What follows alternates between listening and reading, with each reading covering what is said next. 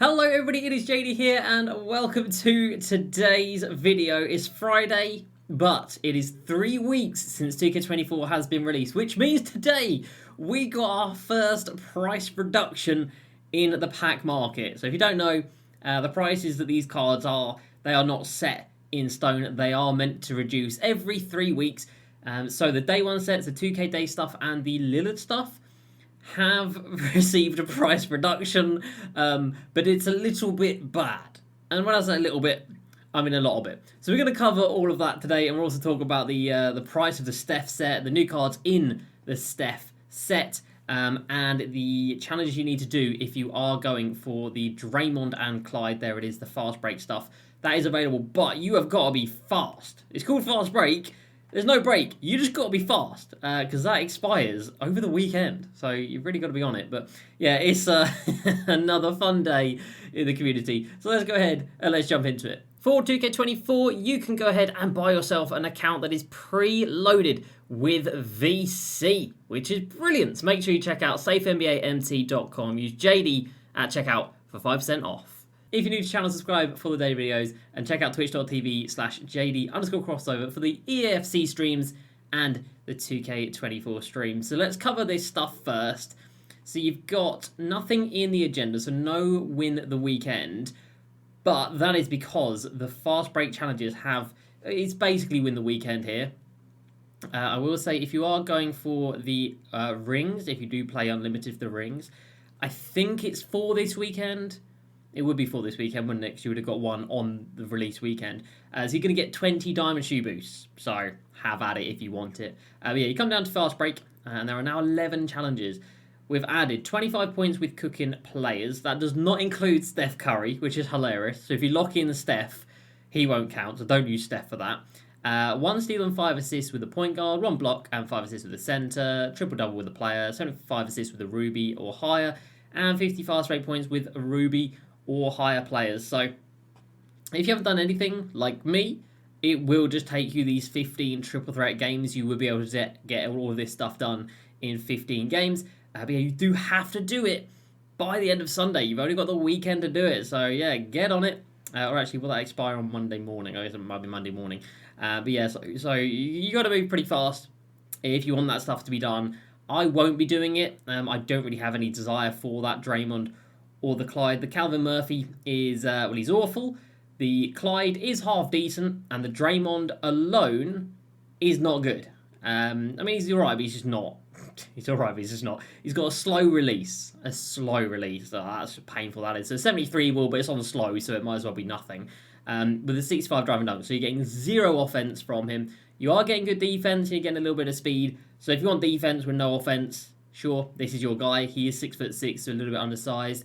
But of course, if you pair him with his duo, which is the Steph Curry from this set, well then suddenly he becomes an absolute beast. And he gets an 85 3-ball, so he can actually shoot. So yeah, not good on his own as a free card, but if you spend $100 to get the Steph, then suddenly he's great. So that's just one of those things. But again, the Clyde is good. The Calvin Murphy is horrific. So if you want the Clyde, if you want Draymond, get them done before this weekend is up. As for the cook-in players, Drazen, poor, just is. No driving dunk, obviously great 3-ball, no defense, no rebounding, no speed for a shooting guard. It's just not very good. But he can shoot, so that's it. And you've got to spend 140,000 MT for somebody who can shoot and nothing else. Zion at 6'6", he's just like the opposite of Draymond. They're both 6'6", power forward centers, both got similar 3-balls, which is very good. But Zion can drive, but he ain't got no defense, and he is a little bit quicker. So if you want more offense, you go Zion. If you want more defense, you go with a Draymond. And then if you want to waste money, you buy Hakeem. Yeah, no 3-ball, no driving, good defense, and no speed. It's pretty ropey for a Hakeem card. And again, 140,000 MT for him is a very steep price tag. So the total price for Steph is 300,000 VC, which would cost you about $100, $110, something like that.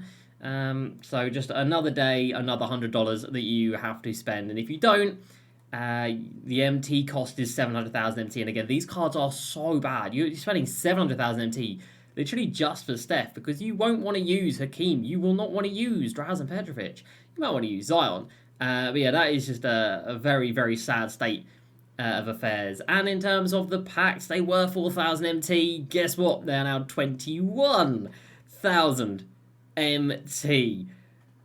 That's crazy. It's 11% chance at an Amethyst, because the Amethysts on their own don't matter. Because if you pull a Hakeem, who cares? The only reason you'd pull these packs is to lock in for Steph. And if you pull these packs and get one Amethyst, and you've still got to buy the other two Amethysts, which is still going to cost you a lot of money. So, yeah, the 11% might look okay, but they are 21k, and then the cards themselves are just bad. The only card that's good is that Steph, but of him, it's going to cost a lot. The exchange has also been made worse. The Sapphire exchange is now no longer for a deluxe pack, it's just a standard one, whereas the Ruby is still a deluxe and the Amethyst is still a deluxe. Of course, you can only use tradable cards in this, which is beyond stupidity, because everything they give us is untradeable, so why the hell can we not use untradeable cards in the exchange? So brainless. And speaking of brainless, let's get to it. It has been 3 weeks since this game was released. Now, on day one, you had all of these Series 1 sets. Now, 2K did say that these were not going to get a price reduction. So the price that these guys are is a price these guys are always going to be. So we weren't expecting that today, so that's fine. However, the Lillard has gone down in price, and you might not be able to tell that he has, because he's still 96,000 VC. He was 101,000 VC, so very quick maths. A 5% reduction. It has been 3 weeks since this set was released, and these cards have gone down 5%. Now, on an open auction house, a 5% price depreciation would have happened within a couple of days. Because 2K are now in control of everything that happens this year, 5% a week is absolutely awful. I thought it was going to be 10%, and even at 10%, it would have been bad still, because you'd still be looking at, 60,000 MT for this day one Lamar Odom. Still looking at I don't know what these guys were, but 14,000 MT for these day one Sapphires. Still wouldn't have been very good, but everybody's like, 10%, that's way too low. They're going to do more than that. 3 weeks is a long time. Look how many sets have been released in 3 weeks. Look at all of that in 3 weeks. We know how crazy 2K go with the power creep in these games. It's like 3-week-old cards are just not the ones. And they're still this expensive. And then the 2K day stuff as well. Also, just seeing a 5% decrease. Andrew Bogut, who was 140,000 MT, is now at an absolute bargain price of 133,000 MT. At the time, he wasn't worth 140k. 3 weeks later, he sure as hell is not worth 130k. Look at these stats. They're awful. This is an awful card. He can't shoot. He can't drive. He can play a little bit of defense. And he's so slow. It's an awful card. And you think that 3 weeks later, he still commands a price tag of 133k. On the open market, he'd be like 20k. That is horrific. You got a Larry Johnson still 3 weeks later at 66,500. His Clay is now 3 weeks old, still 184,000 VC. You'd still have to buy this one, which is the $60. You're still spending $60 for a card that's not even crazy good, that came out 3 weeks ago. And of course, it is the same for the Chris Webber set with a Jason Williams, which nobody's used. I've never played against this card. Still 133k for him. It's Patrick Ewing and Paul Pierce. Again, what can this Patrick Ewing do? Defense and absolutely nothing else, and they want 66k for that as well. Now, the Al Horford was the one that I have played against and was quite good. He can shoot, he can at least drive with the 70, and he's not as slow as the other guys. But still, even Al Horford, 133k, is a mad price. And then John Stockton still at 66k. Again, the open market would have this guy at 10k. And we knew this player market could be a problem because it was just 2K themselves controlling it. And yeah, now we realise that it is really a bad problem. So on Monday, it's going to be 3 weeks since this Booker was released. And I was there thinking, I was like, you know what, if Booker goes like 70, well, not 70% off, that'd be nice. If Booker goes like 25 or 50% off because he's been out for 3 weeks, that would be okay. It would still cost a lot. Like, even a 50% reduction, he's still going to cost you 50,000 VC or still like hundreds of thousands of MT. It's still going to cost you a lot. On Monday, he will also get the 5% reduction. So instead of 101,000, he will go down to just 90. He'll go down to 96,000 VC. So whereas previously it had been, we'll just wait the 3 weeks. We'll see what 2K do. We'll save up, and then when a set's been out for 3 weeks, we can pick them up for a nice price. That's now out the window. There is no nice price in this game. It is all extortionate. And I really had hopes that wasn't going to be the case. I really had hopes that 3 weeks later, after 2K made their money, and again, since 3 weeks, we've had 1, 2, 3, 4, 5, 6, 7, 8, 9, 10, 11 sets, 12 sets. 12 sets since those cards were released. And you can't put a bigger discount than 5%? You haven't made enough money? You probably haven't, actually, because nobody's really playing this game. But you haven't made enough money to do a bigger than 5% discount? Your head of marketing sat down and was like, what do you think people are going to want to see for this discount? They're like, I think they'll love to see a 5% discount. That'll really get people spending. And surely that's what people like 2K intended with this discount system. Surely it was to entice people to want to spend when they wouldn't have done a normal price. You'd wait for a discount and then you'd go spending. Nobody has been waiting for 3 weeks and is now thinking, man, I can save 7k, let's go. Or nobody's sitting with MT that they've hoarded over these 3 weeks and is thinking, yeah, that'll do now. I'm glad I waited 3 weeks. I can now save 7,000 MT. It's embarrassing. It's shocking. Is it shocking? Not really. It's embarrassing. It's brainless. It's completely against what anybody wants. And again, it's not going to help make them money, which is surely what 2K wants. But hey, the Steph Curry is there. You can buy him for $100. I'm sure people will. If you do, fair play.